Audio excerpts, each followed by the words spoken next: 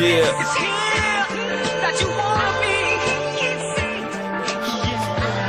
Smith. Tired of struggling, a nigga need to come up. That's why I'm on the grind as soon as I see the sun up. Friends on their decline out here, they be transforming, Optimus Prime out here, yeah. They don't wanna see you get it in order. Hate be running through their veins like a blood disorder. Love my aura, shine through the pain and torture. Grandma screaming, don't forget the things I taught you. You can't handle the truth.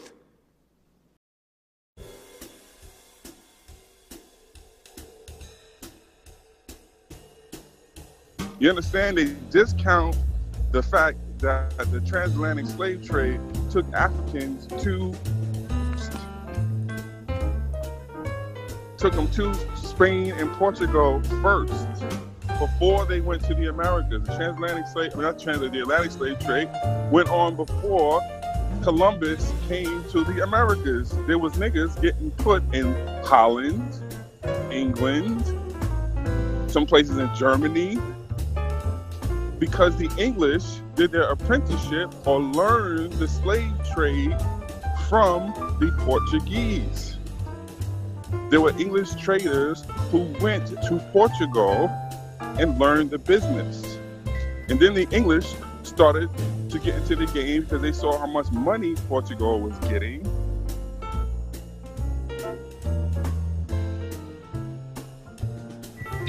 And this is where you get John Hawkins coming in. They were pirating Spanish ships. And when they pirated them, they took the gold and they took the Africans. And Queen Elizabeth gives him the crest that I showed and makes him, this is how Britain starts their navy. They were pirates. This is how they start their navy. Holland starts their navy in the same way.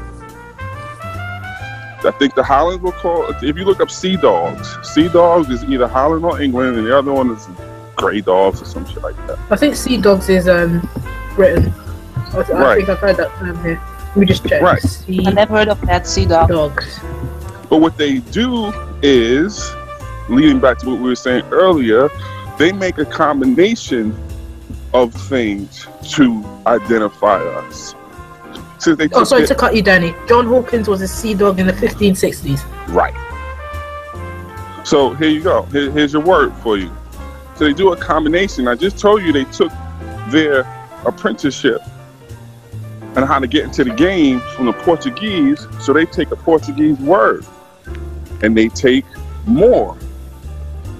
And since they have the German roots in that language, and they have another word called black, what do?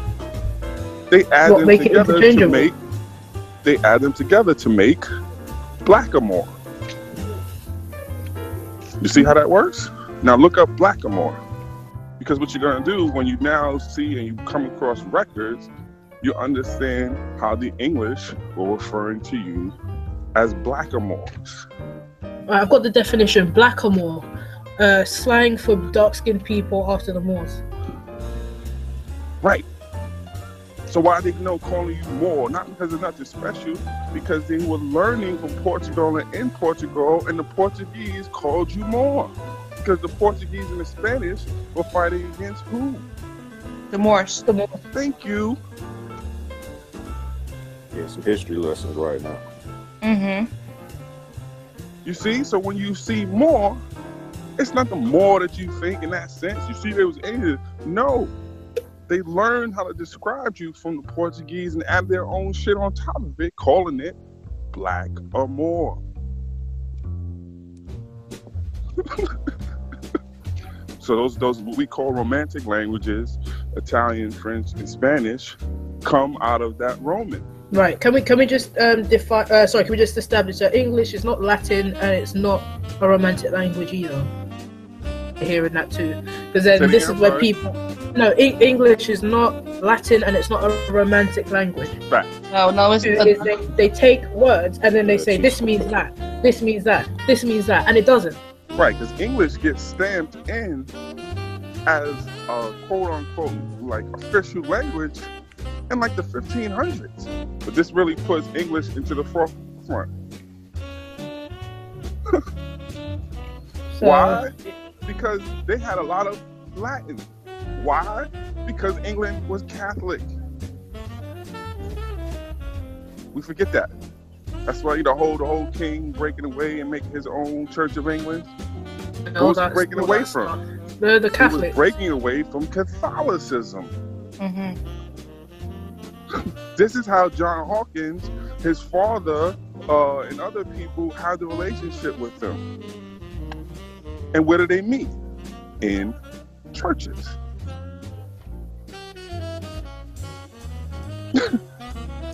I'm sorry, you're gonna have to teach on this because I'm not even versed on. When it came to that stuff in school, I switched off. I didn't pay attention. Right, and this is the point, and this is why I teach these errors, because I switched off. And the reason that we switch off because we don't see ourselves in the picture, and every time we get into the picture, we're picking cotton and singing songs. So it turns us off as children. And so by turning off, and because it's not exposed to us, we don't see or not shown the other Africans who are there who are not enslaved. Because what they're telling you is you only come into the story as a slave, but you're telling yourself, well, I'm the original man, and then where are you during these times? You've automatically given up to the fact that during any particular period, we must have been enslaved or living in a tree somewhere. That's the trick. They wiped out all of your history. And so when we sit in these classes, we get bored. We get to hear, because history was told and manufactured in a certain way, and it's called the story of the victor and the great white man. This is why history is told through the eyes of great white men. Yeah. So how are you going to see yourself in the story when history itself, how they formulated, was based on the story of great white men? They became great in large part by kicking your ass. There you go. So we fall asleep, Jade, is what I'm saying, and you don't see yourself. So we don't know where we are during the medieval period. We don't know where we are during the revolutionary period. I will say in school they did like I guess it would be medieval Ghana. Right. Sort of showing about the goldsmithing and stuff like that. Like I guess in the UK, as you get older and older and go up school, your different school years, they will teach you more, and then it's up to you whether or not you go into higher education and sort of complete that. Because then they'll tell you. Right. So what they don't from tell what I get us, from like the US system is like it's pretty much you're slaves, we're the best. Right. So during the medieval period, you get the guy with the swords and Sir Richard and Sir this and the Gallant Knight and King Arthur and all those times. When you look just across a few continents, while you dudes is doing all of that and going through plague and all those other things, you have what? You have you have the first great West African Empire. Then after that, a guy comes along, is the richest man on the damn planet. Until this day, during those times when we're learning about King Arthur and the Knights of the Round Table and all this other shit, that's when we have our three great empires. And we learned nothing about them.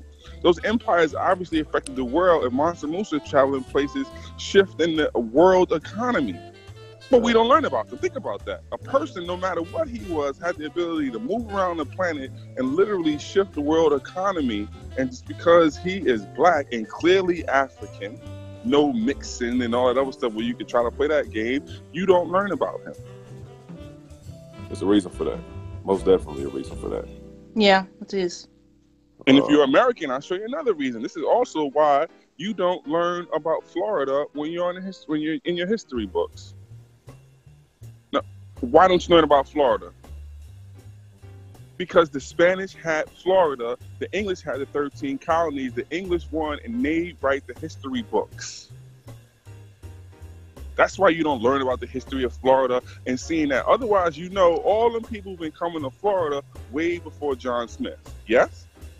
Absolutely. Going all through Florida and going to Mississippi. Did Juan Garrido make it to Florida? Juan Garrido was in Florida. Estevanico was in Florida. Estevanico goes all the way out to there. Anything Juan Garrido goes out to Baja, California. All before John Smith and all these people stepped foot in England. Sam Bowie. Right? Yep. So we're just on a greater scale. We get right. That history gets wiped out the history books. Why? Because the English won. They chose not to tell the story that way. It's all about the 13 colonies. Well, it was other people right here. They're painting a picture that nothing else was going down but on the East Coast. Till the victors go the spoils. And nothing went down in Central North America until the Spanish-American War.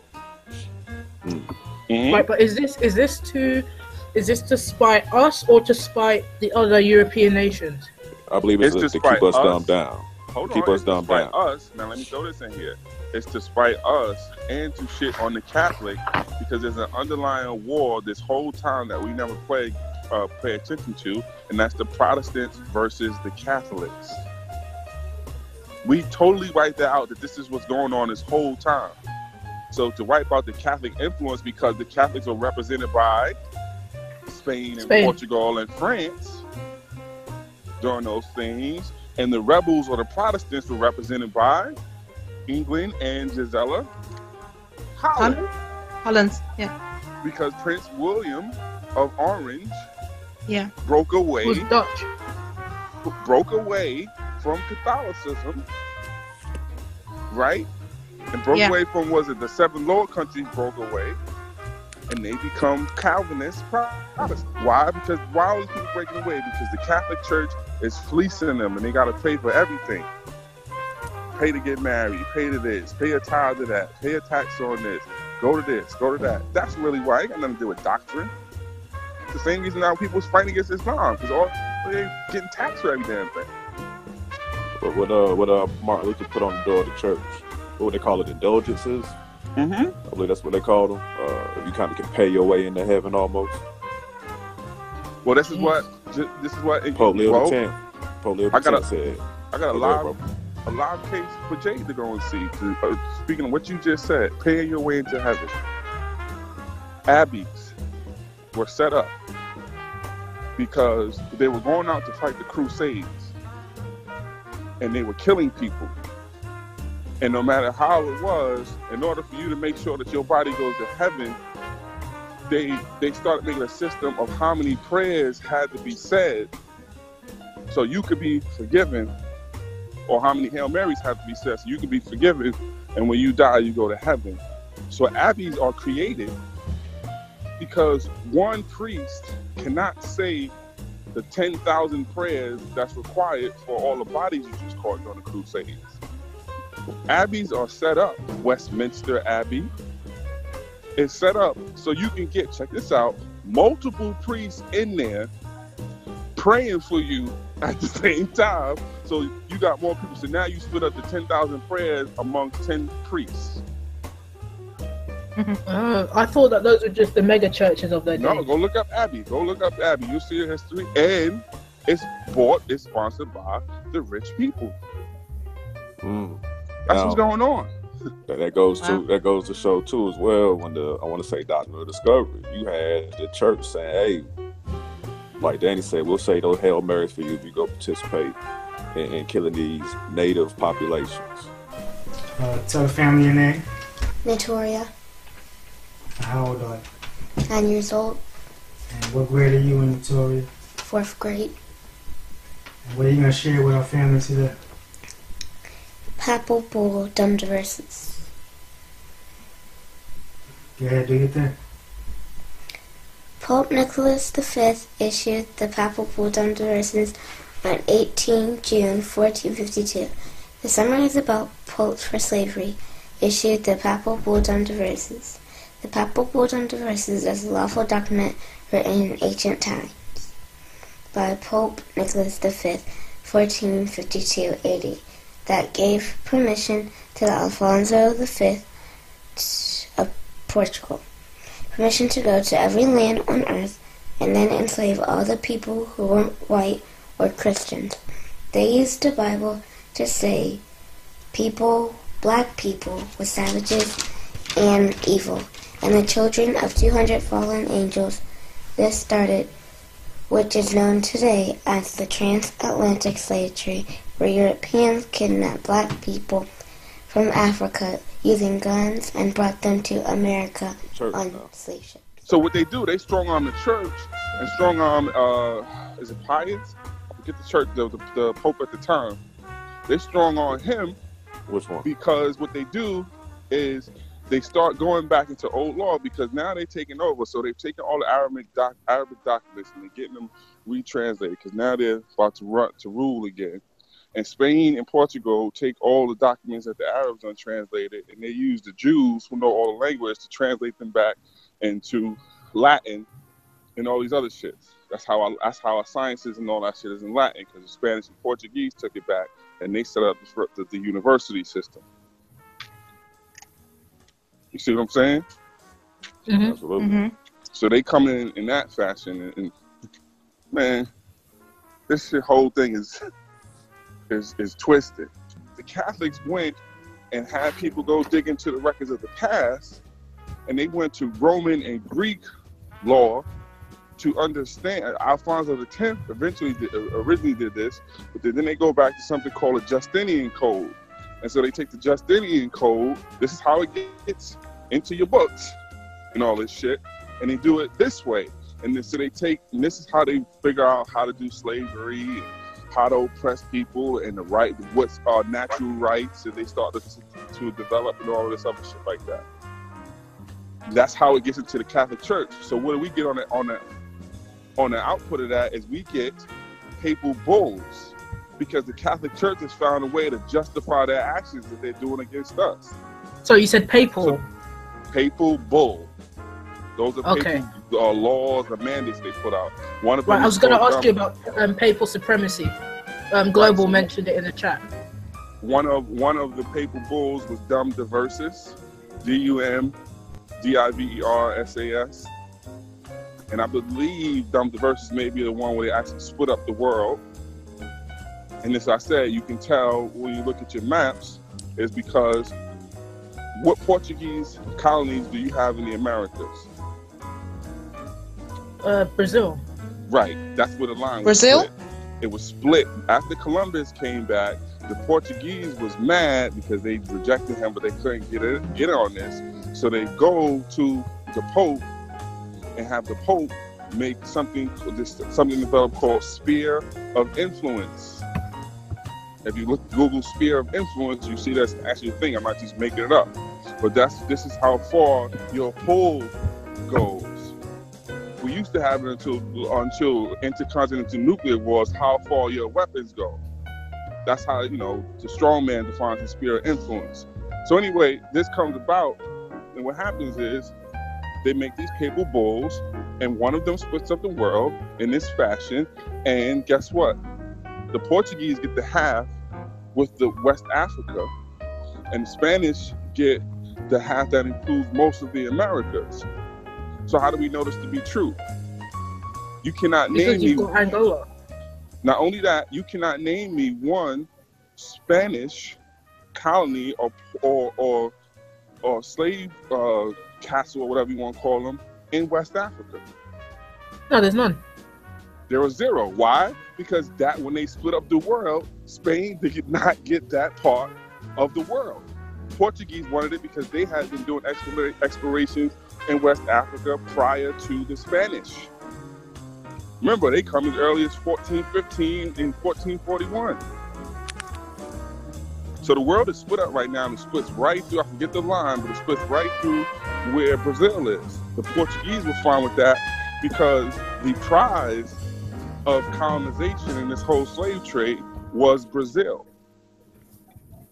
That was the prize, because it had the sugar that they were trying to do, it had gold that they were trying to do, they had all these other resources that they want to exploit. Coffee. This is why, every country that was involved in colonization is in Brazil. This is why you look upon Brazil and they throw the word, they got mad exotic chicks there. Why? Because every one of your oppressors use you as a base, and all that shit is mixed into those people. That's why you look at them and you say exotic. And if you don't believe me, go look at Brazil. There was a French colony. There was a Spanish colony. There was a Portuguese tried to get in there. Even though the Spanish, I just told you they had a hard time. The Spanish did try to get into Brazil. The Dutch were in Brazil and Recife, where they had the Jews running shit. Look up Recife and look up Jews and look up Dutch in Recife. The English wanted a piece of Brazil. So all of these colonizers wanted a piece of that because that was the prize of this particular period. And that leads to us today going, yo, look at all them exotic chicks. Absolutely. Yes? Let's be real.